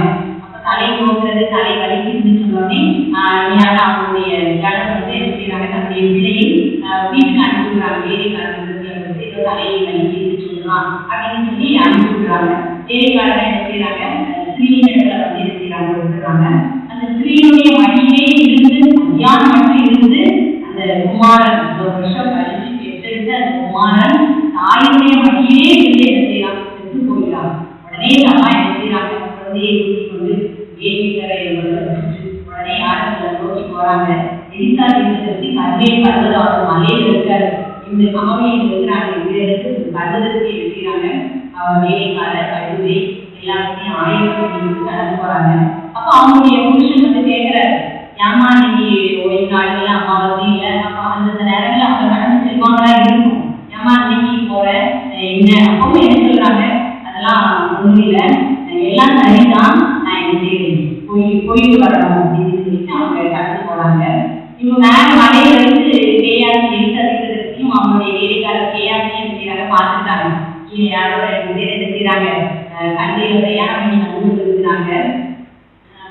சூரியனியால கண்டுபிடிச்சிட்டாங்க. உடனே கேயாசி என்ன செய்யறாங்க, அனுப்புறாங்க. கேயாசி அனுப்பி சூரியனியா இருந்தா அவளை பாரு, நல்லா இருக்கியான்னு கேளு, உள்ள நல்லா இருக்கா, மனுஷன் நல்லா இருக்காங்களா, போய் கேள்வி விசாரிச்சு வா அப்படின்னு சொன்னோடனே அந்த கேயாசி நேரமா வராது. வந்தோடனே இந்த அம்மா சொல்றாங்க, எல்லாரும் சுத்தம்தான் அப்படின்னு சொல்லி ஒரு வார்த்தையில சொல்லிட்டு உடனே நேரா கொண்டு போறாங்க. போய் அவங்களுடைய காலை பிடித்து கொண்டே இருக்கிறாங்க. 7ஆம் வசனம் பாருங்க, பர்வதத்தில் இருக்கிற தேவனுடைய மனுஷத்தை வந்து அவன் அவனை இறக்கிவிட வந்தான். தேவனுடைய மனுஷன் அவனை தடுக்காதே, அவன் ஆத்மா சுத்தமாக இருக்கிறது, கர்த்தர் அதை எனக்கு அருமையாமல் மறைத்து வைத்தார் அப்படின்னு நினைக்கிறாங்க சொல்றாங்க. அப்ப அந்த மனுஷி அந்நியான ஸ்திரீ தேவனுடைய மனுஷனுடைய காலை பிடிச்சுக்கிட்டே நினைக்கிறாங்க, அழுதாங்க. அப்பதான் எரிசா திட்டத்தை நமக்கு இது மறைவாக்கப்பட்டிருக்கிறது. அவங்களுடைய குமாரன் இறந்துட்டாங்கிற செய்தி நமக்கு என்ன செய்யற ஆண்டவர் நமக்கு சொல்லல அப்படிங்கிறத என்ன செய்யறார், உணர்ந்து கொள்கிறார். ஒருவேளை இந்த ஸ்திரீயை குறித்து நம்ம பார்க்கும்போது முதலாவதாக அவங்க இறந்த குமாரன் மடியில இறக்குறாங்க. இறந்த உடனே மகன் தூக்கிட்டு எங்க போறாங்க, உடனே தேவனுடைய மனுஷன் இருந்த அந்த வீட்டறையில வந்து இறந்த ஒரு மகனை இவ்வளவு ஒரு வேதனையோடு கண்ணீரோடு அவங்க தூக்கி கொண்டு மேல வச்சிருப்பாங்க. வச்சுட்டு கதவை பூட்டிட்டு தான் என்ன செய்யறாங்க, உடனே என்ன செய்யறாங்க, கிளம்புறாங்க. பக்கத்து வீட்டுல உள்ளவங்களுக்கு யாருமே என்ன செய்யல, சொல்லல. அப்புறம் புருஷன் பேர் கூட என்ன செய்யல, வேலைக்காரனையும் கழுதையும் தான் அனுப்பணும், நான் உடனே வீட்டுல போறேன்னு சொல்லி உடனே என்ன செய்யறாங்க, கிளம்பி செல்கிறாங்க. அப்போது கூட அந்த காரியத்தை தன்னுடைய மகன் இறந்தத தன்னுடைய கணவர்கள் கூட அவரை என்ன செய்யல, சொல்லல. கூட போயிட்டு வேலைக்காரர்கள் கூட என்ன செய்யல, சொல்லல. போகும்போது எந்த இடத்துலையும் வேலைக்காரனை பார்த்து சொல்றாங்க, நீ வண்டி என்ன செய்யாத, கல்லை எப்படி பாட்டாத, யாரும் பேசினாலும் வறுமை என்ன செய்யாத சொல்லாதன்னு சொல்லி எல்லாம் ஆண்டவருடைய சமூகத்துல ஒப்புக்கொடுத்துட்டு அருமையான சகோதரி யாருக்கையும் சொல்லாம என்ன செய்யறாங்க, போயிட்டே இருக்காங்க. ஏன் கூட வராது, தீர்க்கதரிசியினுடைய வேலைக்காரன் தானே, ஏன் கூட அதை என்ன செஞ்சிருக்கலாம், சொல்லியிருக்கலாம். ஏன் கூட என்ன செய்யல, எல்லாம் சுகம்தான். அவருடைய கரகத்தை செலவு சொல்லுவாங்க, எல்லாம் சரிதான் சொல்லுவோம்ல, அதெல்லாம் ஒண்ணும் இல்லை, எல்லாம் சரிதான், அதெல்லாம் ஒண்ணும் இல்லை, சும்மா நான் போய் பார்க்க போறேன் அப்படின்னு சொல்லுவாங்க. எந்த சூழ்நிலையும் அவங்க சொல்றாங்க, குமாரனை விளக்கு கொடுத்த நிலைமையில எதுவுமே பதில் பேசாம எல்லாம் சரிதான், நான் போயிட்டு வரணும். அப்புறம் வேலைக்காரர்கள் சொல்றாங்க, சும்மாதான் இருக்கிறோம், எல்லாரும் சுகம்தான் அப்படின்னு சொல்லிட்டு தேவனுடைய மனுஷனுடைய காலை செய்கிறாங்க பிடித்து கொண்டு அவங்க அழுததாக தேவன் சொல்கிறது. ஒருவேளை நம்முடைய வாழ்க்கையில நம்மளும் ஒரு இலக்கையை யோசித்து பார்க்கணும். ஒருவேளை திருமண ஸ்திரியை பிடித்து பார்க்கும்போது திருமண ஸ்திரீ மார்ச் 5ஆம் அதிகாரம் 27ஆம் வசனத்திலிருந்து அவர்கள் சொல்லப்பட்டிருக்கிறது. 5:26 அநேக வைத்தியர்களால் மிகவும் வருத்தப்பட்டு தனக்கு உண்டானவைகளை எல்லாம் செலவழித்தும் தற்காலிகம் குணமடையாமல் அதிக வருத்தப்படுகிறவர்கள் கடைசியில வந்து ஆண்டுடைய சமூகத்துல வஸ்திரத்தின் ஓரத்தை ஆண்டுடைய வஸ்திரத்தின் ஓரத்தை தொட்டு எழுதுகிறாங்க, சுகமிச்சு வருகிறாங்க. ஒரு அற்புதமான ஒரு நிரந்தரமான விடுதலையை அருமையான செல்வார்கள் எழுதுகிறாங்க. எப்படி பெற்றுக்கொண்டாங்க, தன்னுடைய வாழ்க்கையில எல்லாத்தையும் இழந்த எல்லா ஆசிரியர் மருத்துவர்கள் வந்து தன்னுடைய பணம் தன்னுடைய எல்லாத்தையும் விட்டு கொண்டு போட்டதுக்கு அப்புறம் வீட்டில் ஆண்டிய சமூகத்தில் இருக்கிறாங்க. அவங்களே தஞ்சம் சொல்லி வந்து ஒரு நிரந்தரமான ஒரு அம்சமான சுகத்தை பெற்றுக்கொண்டாங்க. ஆனா சுனேமியாவை பிடித்து நம்ம பார்க்கும்போது சுனேமியா எப்படி இருக்கிறாங்க, அதில் யார்கிட்ட சொல்லலை, இறந்த உடனே பக்கத்து வீட்டில் உள்ளவங்களுக்கு சொல்லலை, தன்னுடைய கணவனுக்கு சொல்லலை, சுற்றி இருக்கிறவங்களுக்கு சொல்லலை, வேலைக்காரர்களை சொல்லலை, ஏயாச்சிட்டு கூட என்ன செய்யல சொல்லலை, நேர யார்கிட்ட போய் கொடுத்துருக்காங்க, தேவனுடைய மனுஷனாகி எலிசாவை எழுதி கொண்டே இருந்தாங்க. அப்ப இவங்களுடைய நம்பிக்கை எல்லாம் யார் மேல இருக்குது, அந்த தேவனுடைய மனுஷன். ஏன்னா தேவனுடைய மனுஷன் வந்து தேவனுடைய வார்த்தைகளை அப்படியே சொல்கிறவர்கள். அதனால இவங்க எதையும் எதிர்பார்க்கல, பிரகாரமான எதையும் நோட் பண்ணல, எதையுமே அவங்க பார்க்காம நேர ஆண்டுடைய சமூகம், ஆண்டுடைய தேவ மனுஷன் அவர் பரிசுத்தவான், இவர்கிட்ட போனா மட்டும்தான் கிடைக்கும் என்கிறத வெளிவான அறிந்து முதலாவது தேவனுடைய ராஜ்யத்தையும் அவருடைய நீதியும் தேவர்கள் அவர்கள் எல்லாம் கொடுத்து கூட கொடுக்கப்படும் என்ற வேத வசனத்தின் வழியாக முதலாவது தேவனுடைய மனுஷனை நோக்கி இருக்கிறாங்க, கடந்து செல்றாங்க. பின்னாடி உடனே அந்த கேஎஸ்சி எலிசா கிட்ட சொல்றாரு, ஒரு தடியை கேயாசி கையில கொடுத்து இந்த பொடி எடுத்து அந்த இறந்து போன குமாரனுடைய முகத்துல நீ வகி அப்படின்னு சொல்றாங்க. ஆனா அவங்க உடனே தடி எடுத்துட்டு போயிட்டாங்க. ஆனாலும் இந்த துணைவியா என்ன செய்யறாங்க, இதுதான் சொன்னாங்க, தேவனுடைய 30ஆம் பிள்ளையின் தாயோ நானுமே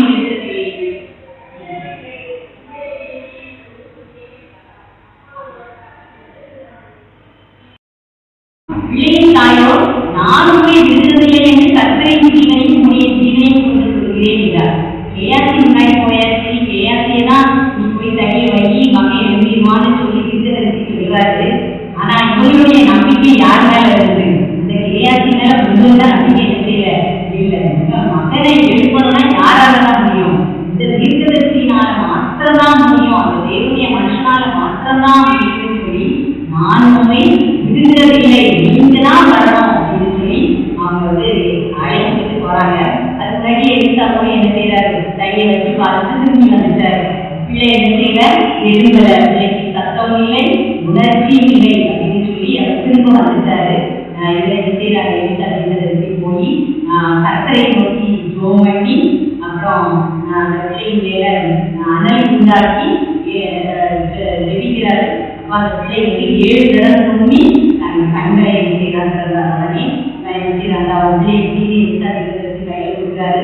அப்பொழுது அவரை 7ஆம் அப்பொழுது அவரை உள்ளே போய் அவர் மாதத்திலே இருந்து தலை மட்டும் பணித்து தன் குமாரனை எடுத்துக்கொண்டு வெளியே போனான் என்று நம்ம வாசிக்கிறோம்.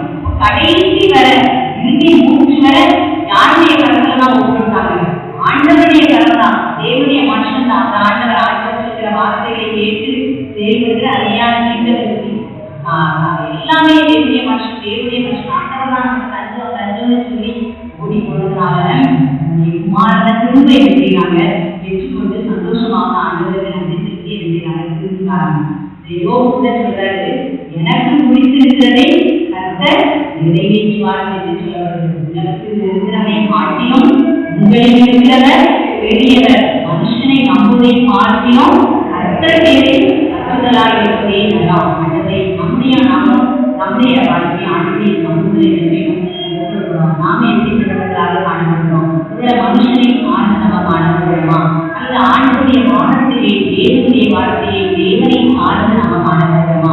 ஆண்டவரை என் கூட இருந்தீங்க, என் கூட நீங்க வாங்க. நான் எந்த சூழ்நிலையும் நான் உண்மைதான் பேசுகிறேன். அறியாத உறுதியாய் பற்றிக்கொண்ட வாழ்ந்தவன் உண்மையே நம்பியிருக்கிறபடியால் நீர் அவனை பூரண சமாதானத்துடன் காக்கப்பட்டீர் என்று வேதம் சொல்கிறது. அல்லது நான் ரொம்ப உறுதியாக சொல்கிறேன். நிறைய காரியங்கள் இருக்கு, நிறைய வாழ்க்கையில் கண்ணீர் இருக்கு, மாறங்கள் இருக்கு, வருத்தங்கள் இருக்கு, மன அழுத்தங்கள் இருக்கு, தாங்கிக் கொள்ள முடியாத பாடங்கள் என்னுடைய வாழ்க்கையில் இருக்கு. நிறைய காரியங்கள் என்னுடைய வாழ்க்கையில் இன்னும் நடைபெறணும். நிறைய காரியங்கள் இருக்கு. எல்லாவற்றையும் ஆண்டவரை நான் முந்தைய சமூகங்களாக இருக்கிறேன். உன்னுடைய கருத்துல நான் எல்லாவற்றையும் நான் கொடுக்கிறேன். எல்லாவற்றையும் நீங்க பார்க்கப்படுங்க. எனக்கு நீங்க தான் சொல்லிட்டீங்க. அந்த நோவாவும் அவங்களுடைய குடும்பமும் ஆண்டவரை எப்படியாவது உறுதியாக பிடித்து கொண்டாங்களோ அவருடைய சொல்லை கேட்டதுனால அவங்களுடைய குடும்பம் இருந்து பாதுகாப்பு. அதே போல ஆண்டுடைய சமூகத்துல ஆண்டவரை நம்ம ஒவ்வொருவரையும் நாடுகளே ஆண்டவரை நம்முடைய கருத்துல ஒவ்வொருவரையும் சொல்லி ஆண்டவரை சமூகத்துல ஒவ்வொருவரும் போது நம்முடைய வாழ்க்கையை ஆண்டவர் மானத்தோடைய முடிவார் என்னுடைய வாழ்க்கையில நடந்த ஒரு சாட்சி நான் நினைக்கிறேன் சொல்லலாம் என்று ஆசைப்படுவேன். கடந்த வருஷம் 2023 ஜனவரியிலிருந்து 2024 மார்ச் வரை நான் ரொம்ப கஷ்டப்பட்டேன். அலர்ஜி முந்தி ஒரு தடவை சாட்சியாக ஆண்டவரை ஆகியத்தில் நான் சொல்லியிருக்கேன். அப்பவே என் உடம்புல வந்து அலர்ஜினால தடுத்ததுப்போவா இருந்துச்சு. ஆண்டவரை எனக்கு நல்லது கொடுத்தேன். இப்போ என்னன்னா இப்போ ஒரு 1 இயரா எனக்கு பயங்கர தும்மல் அடி எப்பவும் ரன்னிங் தான் எப்பவுமே வச்சுட்டே இருக்கும். கடந்த வருஷத்துல நான் 1 இயரா வந்து ரொம்ப கஷ்டப்பட்டேன். வெளியில ரொம்ப தெரியாது, ஆனா வீட்டில் உள்ளவங்களுக்குலாம் ரொம்ப தெரியும். நான் அவ்வளோ கஷ்டப்பட்டேன். உண்மையே உடனே வந்துகிட்டே இருக்கும். அப்புறம் அலைவெளி வந்துடும், அப்புறம் பயிற்சிகள் ஆயிடும். இந்த மாதிரி நான் ரொம்ப வேதனையோடு நான் இந்த காணுறேன். என்னுடைய ஹேண்ட்பேக்ல ஸ்கூலுக்கு போகிற பேக்ல எப்பவும்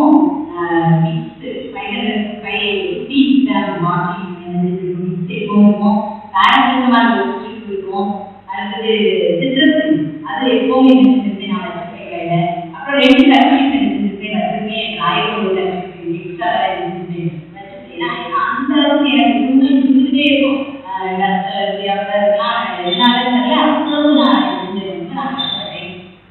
வீட்டுல இருந்தா பெட்ரூம்ல கண்டிப்பா சர்டிஃபிகேட் இருக்கும்.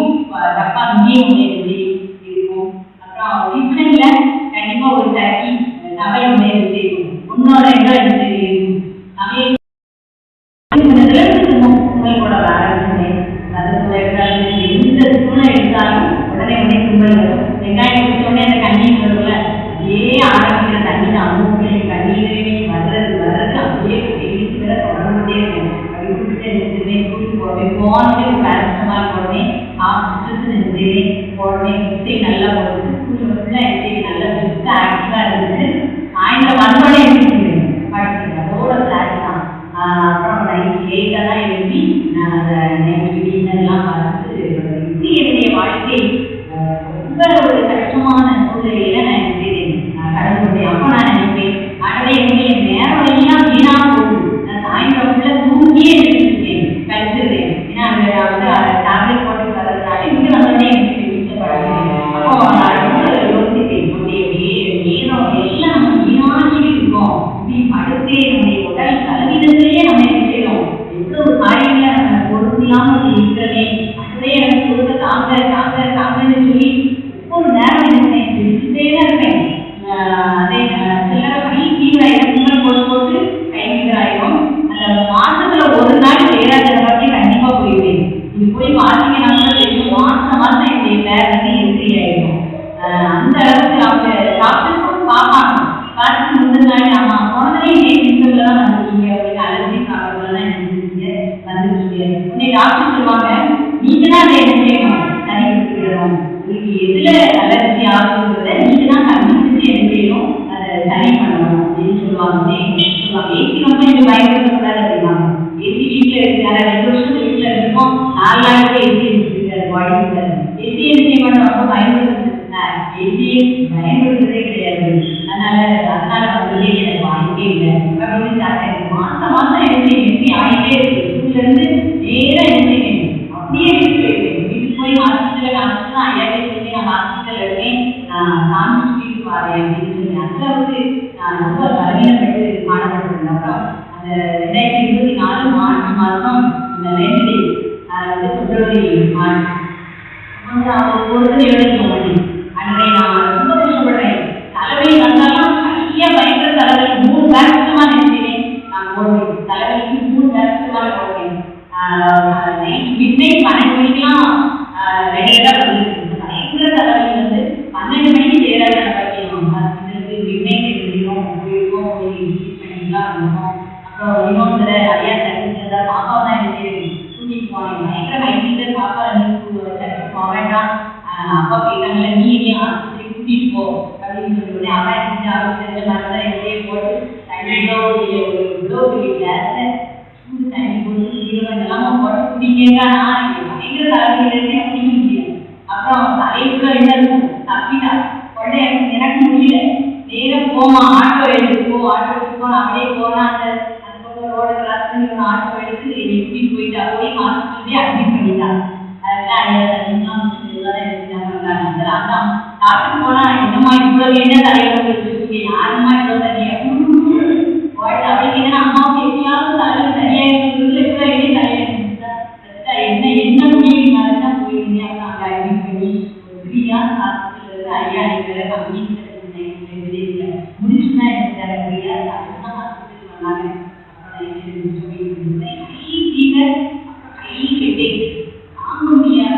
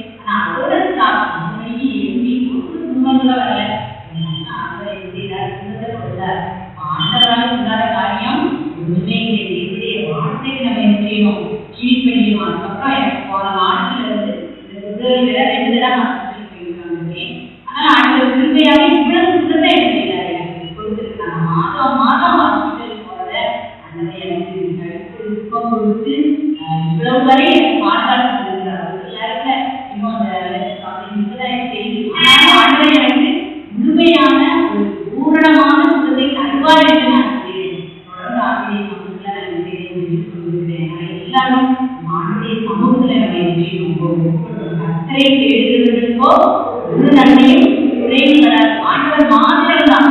நான் நினைச்சேன் அந்த டாக்டர் சொல்றாங்க, இது யாருமே எனக்கு டெம்பரரி ட்ரீட்மெண்ட் தான், இதுதான் அதை கண்டுபிடிக்கணும், அவாய்ட் பண்ணணும். அப்பவே நான் நினைச்சேன் இது ஏசப்பாவால் மட்டும்தான் என்ன செய்யும் முடியும். இந்த வியாதி குணமாகனா மனுஷனால என்ன செய்யாது முடியாது. ஏசப்பாவால் மட்டும்தான் அந்த வியாதி முடியும். ஆண்டவர் உறுதியாக என்ன செய்யும், ஆண்டவர் வெளியே சமாதானத்தை ஆண்டவர் கடைசி வரை யாரையும் நோக்காம உலகத்தாரை நோக்காம ஆண்டவரை மாத்திரம் பிடித்துக்கொண்டால தன்னுடைய வாழ்க்கையை இழந்து போன தன்னுடைய குமாரன் இழந்து போன உண்மை எல்லாமே இந்த சந்தோஷமாக பெற்றுக்கொண்டாங்க. மூணாவது வார்த்தையை சுருக்கமாக சொல்லியிருக்கிறேன். மூணாவது தேவனுடைய வார்த்தைக்கு கீழ்ப்படிந்து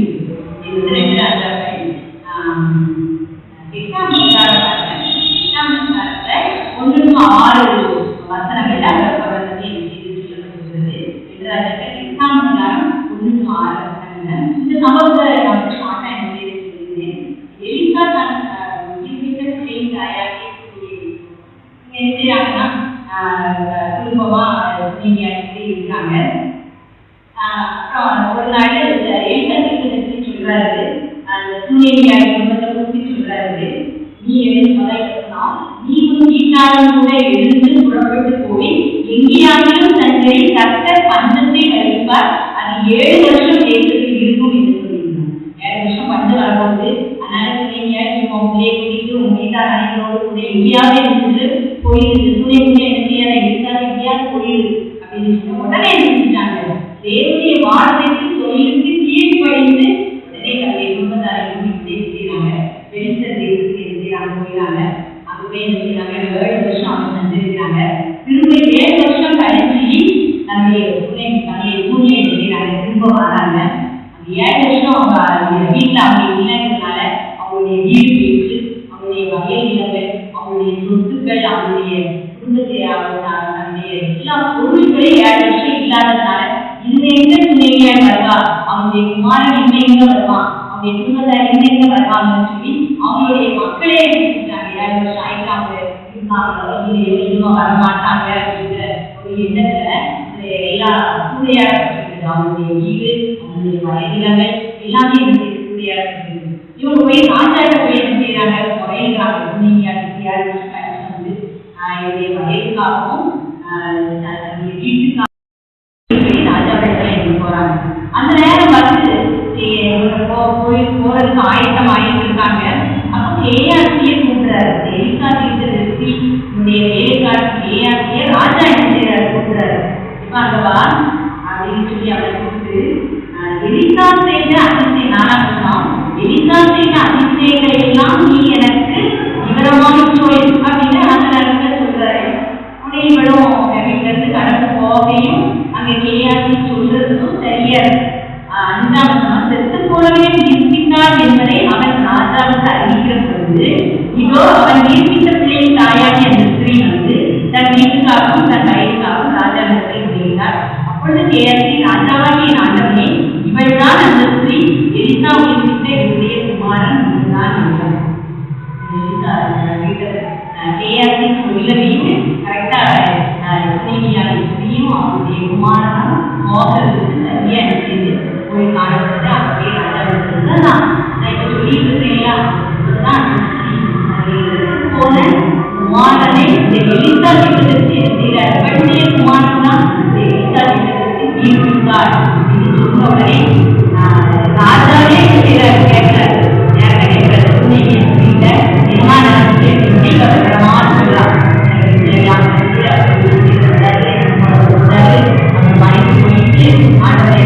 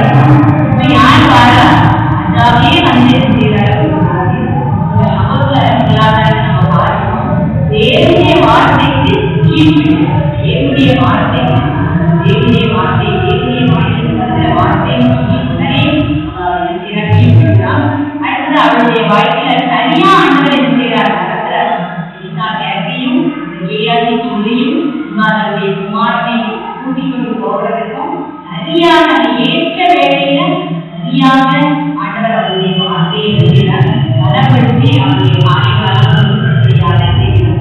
கடைசியில் அதாவே அவர் என்ன செய்கிறார்? யாருக்கு இப்போ கிடைக்கணும்? யாருக்கு கிடைக்கணும்? என்ன செய்ய அர்த்தமே என்னதான் தான் ராஜா என்ன செய்தார் சொல்ல சொன்னார். ஆனா கிடைச்சது யாருக்கு? எலிசாவுக்கு கிடைக்க அந்த உயிர் பித்த மகனுக்கும் அவருடைய தாய்க்கும் தான் என்ன செய்யும்?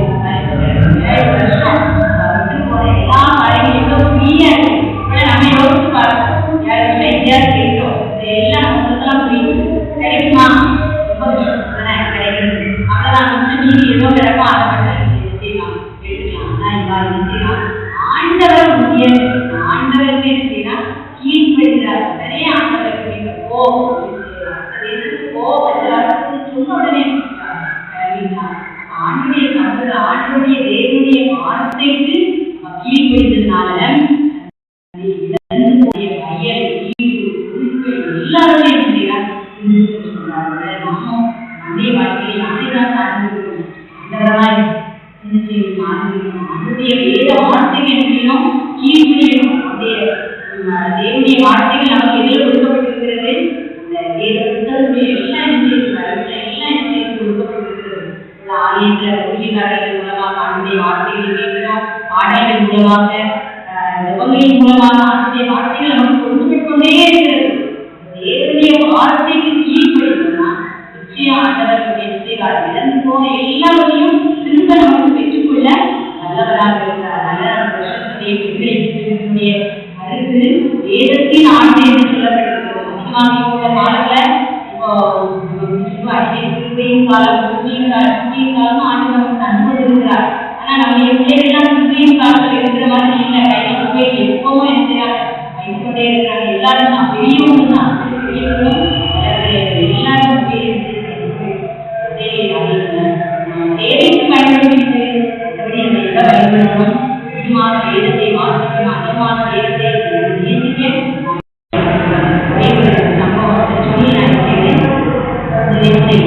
ஒரு அம்மா இருக்காங்க.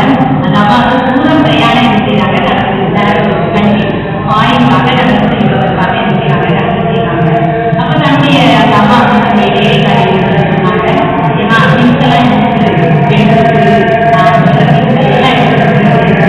நிறைய வகையில எல்லா காரியங்களும்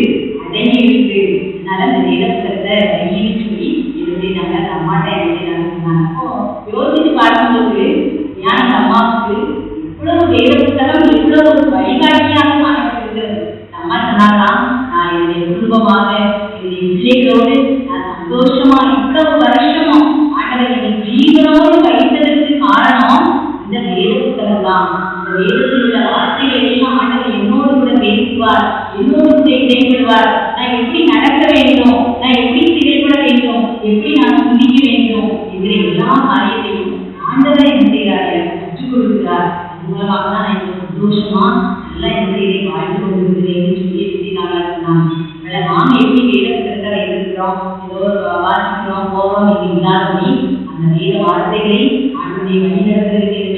அம்மா மாற்ற வேதத்தின் மூலமாக நம்முடைய குடும்பங்களை, நம்முடைய திருச்சபைகளை, நம்முடைய பணி செய்கிற இடங்கள் அந்த எச்சரிக்கையெல்லாம் எப்படி நடத்த வேண்டும் என்கிற ஞானம் எதுதான் இருக்கு? வேதத்துலதான் இருக்கு. வேதத்துல அன்றைய வார்த்தைகளுக்கு நம்ம என்ன செய்வோம்? கீழ்ப்படிவோம். நிச்சயம் நம்முடைய பிள்ளைகளையும் வேதம் வாசிக்கிறதற்கும் அதிகமாக என்ன செய்வோம்? உற்சாகப்படுத்துவோம். வேத வசனங்களை மனப்பாடமாக கற்றுக் கொடுக்கிறதற்கு பிள்ளைகளையும் நம்ம என்ன செய்வோம்? உற்சாகப்படுத்துவோம். நிச்சயம் ஆண்டவர் வேதத்தின் மூலமாக அநேக காரியங்களை நம்முடைய வாழ்க்கையை வாழ்க்கையில அவங்க தேவனுடைய வார்த்தைக்கு கீழ்படி தேவனுடைய வார்த்தை அவங்க கேட்டபடி நடந்ததுனாலதான் அவங்களுடைய வாழ்க்கையில அவங்க மனரம்யமா இருக்க முடிஞ்சது. தேவனை மாத்திரம் அவங்க எனக்கு சார்ந்திருக்க முடிஞ்சது. தேவனுக்கு கீழ்படியே அந்த வேதம் தான் இருந்தது. அவங்களுக்கு கற்றுக் கொடுத்தது தேவனுடைய வார்த்தைகள் தான் அவங்களை கற்றுக் கொடுத்தது. அதனால தன்னுடைய வாழ்க்கையில இழந்து போன எல்லாவற்றையும் உடைகளின் மத்தியில் அவங்க ஏற்றப்பாவுக்காக நின்றதுனால அவங்க என்ன செய்யறாங்க? அவங்களுடைய வாழ்க்கையில சந்தோஷமான நன்மையான காரியம் வேதத்தை நேசிப்போம். இந்த வேதத்தை நேசிக்கிறவர்களுக்கு முழு சமாதானம் அவர்களுக்கு இருக்கிறதில்லை.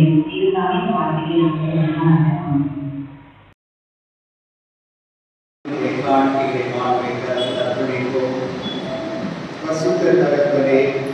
உங்களுடைய அளவற்ற அன்புக்காக, உங்களுடைய இரக்கங்களுக்காக, உங்களுடைய நன்மைகளுக்காக உலகின் ஆளுக்கிறது ஸ்தோத்திரம் செலுத்துகிறோம். இந்த உலகத்தில் பெற்றுக்கொண்ட அனைத்து ஆசீர்வாதங்களும் உம்மால் எங்களுக்கு அருளப்பட்டது. அதை நினைத்து நன்றியோடு வந்து ஸ்தோத்திரம் செலுத்துகிறோம். சேஷமாய் இந்த நாளிலும் எங்களையே ஆண்டவருக்கு அர்ப்பணித்து நீர் ஆசீர்வாதத்தின் ஒரு பகுதியை காணிக்கையாய் மகிழ்ச்சியோடு நாங்கள் படைத்திருக்கிறோம். உடைய பலிபீடத்தின் முன்னதாக வந்து முழங்காலிட்டு ஜெபத்தோடு ஸ்தோத்திர காணிக்கை படைத்திருக்கிறோம். பிறந்த நாள், திருமண நாள் ஸ்தோத்திர காணிக்கை படைத்திருக்கிறோம். ஆலய தீப காணிக்கை படைத்திருக்கிறோம். சங்க காணிக்கை படைத்திருக்கிறோம். சேஷமாக பெண்கள் ஐக்கிய சங்கத்தின் ஊழியர்களுக்காக அவர் காணிக்கைகளை நாங்கள் படைத்திருக்கிறோம். சாராளுக்கு கன்வென்ஷன் மைய பணிக்காக பொருள் காணிக்கைகளை மகிழ்ச்சியோடு நாங்கள் படைத்திருக்கிறோமையா, எங்களை ஏற்றுக்கொள்ளுங்க. எங்கள் காணிக்கைகளை ஏற்றுக்கொள்ளுங்க. அங்கீகரித்து ஆசீர்வதித்து உடைய திருநாமம் ஒன்றே மகிமை அடைவதற்கென்று இவைகள் பயன்பட செய்கிறாக. நம்முடைய கண்ணீரின் மத்தியிலும் பலவீனத்தின் மத்தியிலும் தேவைகள் மத்தியிலும் உடைய பிள்ளைகள் காணிக்கைகளை படைத்திருக்கிறார்கள். தன்னுடைய வல்லகரம் அவர்களை ஆசீர்வதிப்பதாக. சேஷமாக பெண்கள் ஐக்கிய சங்கத்தாரை ஆசீர்வதிக்கிறாக. வானத்திலும் பூமியில் உள்ளவைகள் எல்லாம் உடைமைகள் உமது கரத்திலே வாங்கி உமக்கே கொடுக்கிறோம்.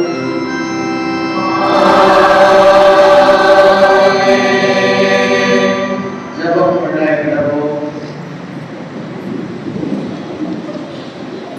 ஆண்டவரே,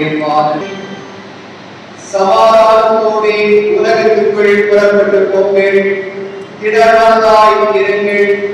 நன்மையானவர்களை பற்றிக் கொள்ளுங்கள். யாருக்காகவும் தீமைக்கு தீமை செய்யாதிருங்கள். சோர்ந்து போனவர்களை பலப்படுத்துங்கள். பலவீனரை தாங்குங்கள். துன்பப்படுகிறவர்களுக்கு உதவி புரியுங்கள். யாவரையும் கனம் பண்ணுங்கள். பரிசுத்தாவின் வல்லமையில் சந்தோஷித்து ஆண்டவரை அன்பு கூர்ந்து அவரையே சேவிப்பீர்களாக. கிரியைகளை உருவாக்கிய பிதா, குமாரன், பரிசுத்தாவியாகிய சர்வ வல்லமையுள்ள தேவனுடைய ஆசீர்வாதங்கள் மேல் தங்கி என்றென்றைக்கும் உங்களோடு நிலைத்திருக்க கடவுளே.